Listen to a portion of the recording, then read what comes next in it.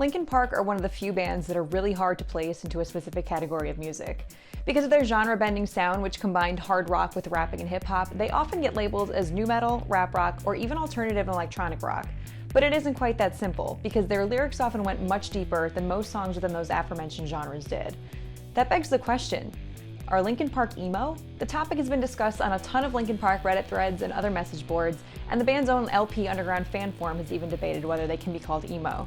Throughout the course of this video, we'll break down exactly what it means to be emo, whether Linkin Park meet the criteria for the label, and what other genres the band is typically identified with. First, let's define emo music and discuss its origins. About 2 decades before excessive eyeliner and Hot Topic became symbols of the genre, emo started as a result of the 1980s hardcore punk scene in Washington, D.C. Bands such as Rites of Spring and Embrace wrote lyrics that were a bit more emotional than other punk bands.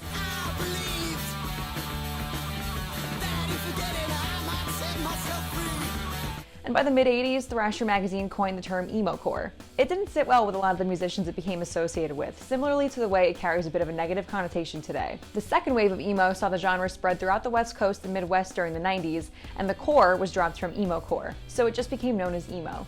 Some of the bigger names associated with this second wave were the Get Up Kids, Sunny Day Real Estate, and Cap'n Jazz, but the third wave is when the genre really exploded. Thursday, Brand New, and Jimmy Eat World carried it through the end of the 90s and early 2000s, but then suddenly there were bands such as My Chemical Romance, Fall Out Boy, Paramore, and Panic at the Disco popping up and topping charts. This was also happening around the same time Linkin Park were dominating the rock world and crossing over into the mainstream too. And while a lot of these third wave emo bands didn't really sound alike, similar to the way the Seattle grunge bands all had quite different musical styles, there was a uniting feeling between them, which led to a new type of culture, and cue the razor-cut hair, black makeup and nails, and skin-tight clothing. As for a more formal definition of the genre, Oxford Learner's Dictionaries defines emo as a style of rock music that developed from punk, but has more complicated musical arrangements and deals with more emotional subjects. Dictionary.com, on the other hand, describes it as a type of guitar-based rock music developed from emo-core, but having a softer pop or mainstream sound. And, of course, the term emo is often used when talking about the subculture of fans of that style of music. They're described as overly sensitive, emotional, and full of angst, and their sense of style typically featured dyed black hair, tight t-shirts, and skinny jeans. That description could also serve a lot of Linkin Park fan styles at the time, and if you were a fan of mainstream rock back then, it's very likely that some of your favorite bands were probably just mentioned, right? You see what we're getting at? Tons of 2000s emo and scene kids had love for Linkin Park. The band's Wikipedia page lists their genres as alternative rock, nu metal, alternative metal, rap rock, electronic rock, and pop rock, while AllMusic cites them as being alternative metal, heavy metal, post-grunge, and rap rock. Nobody likes being called emo. There could be an argument made for each of these as they covered a wide array of sounds throughout their discography. And although emo doesn't come up as a genre for them on most sources, an argument can be made for them being considered emo too. For starters, their massive hit Numb from their 2003 sophomore album Meteora is often included on lists of the best emo songs and other related countdowns because of its subject matter. The lyrics that Chester Bennington and Mike Shinoda wrote certainly fit the definition of emotional and full of angst on a lot of occasions. Other songs from their catalog that are typically highlighted for their emotional lyrical content are Paper Cuts, A Place for My Head, Crawling, In the End, One Step Closer, Somewhere I Belong, Leave Out All the Rest, Waiting for the End, Bleed It Out, and many more. In a 2009 interview with Noise Creep, Bennington explained how his struggles with mental health and addiction made their way into his music, but how the music, in turn, was a form of catharsis for him.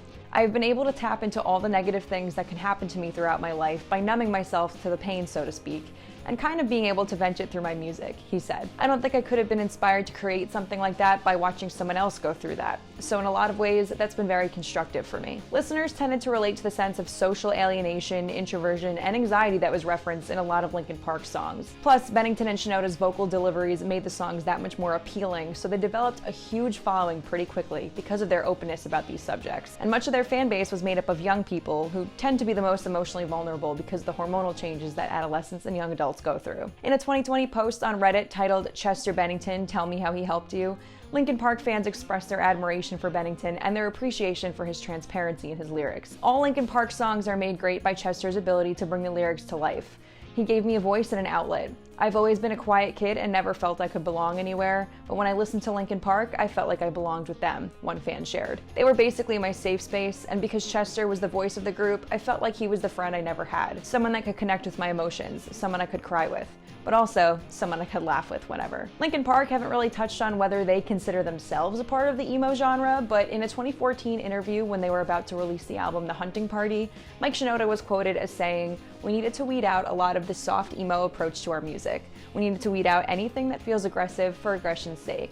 We're not 18-year-old kids making a loud record. We're 37-year-old adults making a loud record." Shinoda's use of the term emo to describe their own music is further support for the idea that Linkin Park do actually fit into the emo subgenre.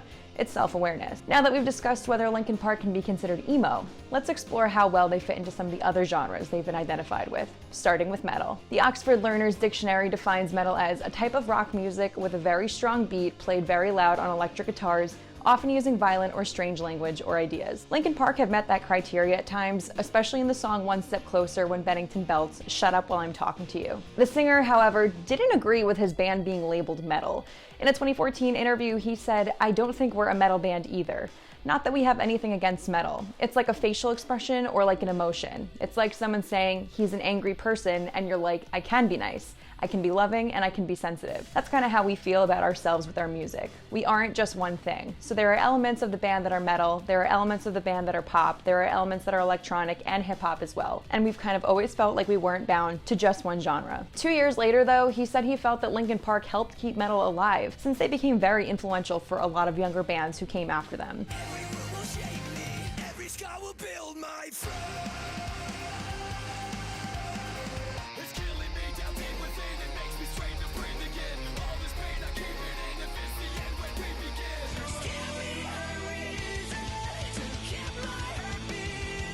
So while Linkin Park may not necessarily be a metal band, there were certainly metal elements in some of their music, and they helped pave the way for a new generation of heavy groups. We've mentioned nu metal a couple times throughout this video, so now let's bring it back to that. Oxford Learner's Dictionary calls nu metal a type of heavy metal music which is influenced by hip hop and has aggressive songs and a heavy drum beat. Think Korn, Limp Bizkit, Slipknot, and a lot of other bands that were coming out during the latter half of the 90s and the early 2000s. Linkin Park certainly fit this description pretty well, especially considering one of their vocalists rapped the majority of the time. And they were coming up at the same time as a lot of these other bands did. In an interview with Kerrang! Radio, Mike Shinoda looked back on the impact of their debut album Hybrid Theory and explained how they played a role in breaking boundaries between genres. But although they had the aggression and the hip-hop components in their music, Shinoda also said in a separate interview that Linkin Park didn't identify with the tough guy, frat rock nature that a lot of the other nu metal bands had at the time. All in all, it really is hard to put Linkin Park into one box. They have elements of a variety of genres, including nu metal, but their lyrics also resonated with an emo audience. And because of the way they transcended genres, they were an extremely popular band for all kinds of music fans. Jay-Z was such a fan of Linkin Park's sound that when he was approached about doing a collaboration project for MTV, he chose to work with them. The result was 2004's Collision Course, which helped expose them more to the rap and hip-hop world. But the band had an impact on other forms of pop culture aside from music. According to Screen Rant, author Stephanie Meyer listened to Hybrid Theory while writing the books in the Twilight series, a series that has a lot of crossover in emo culture. The band and album are actually mentioned a couple times throughout the books too. The Minutes to Midnight track Leave Out All the Rest was featured in the credits of the first movie and also appeared in episodes of Law & Order and CSI. Another song from the same album, What I've Done, made its way onto the soundtrack for the 2007 Transformers film and was also a playable track on the Guitar Hero and Rock Band games. Those examples only scratch the surface of where Linkin Park's music has appeared. IMDb actually notes that their songs have been featured on the soundtrack for 102 different shows, movies, and video games. So we'd be here all day if we chose to list them all. So back to the original question. Are Linkin Park emo? We say yes, but there are a lot of other things too, and that's why such a diverse group of people have loved them over the years, and while they'll always be regarded as one of the most influential musical artists of all time.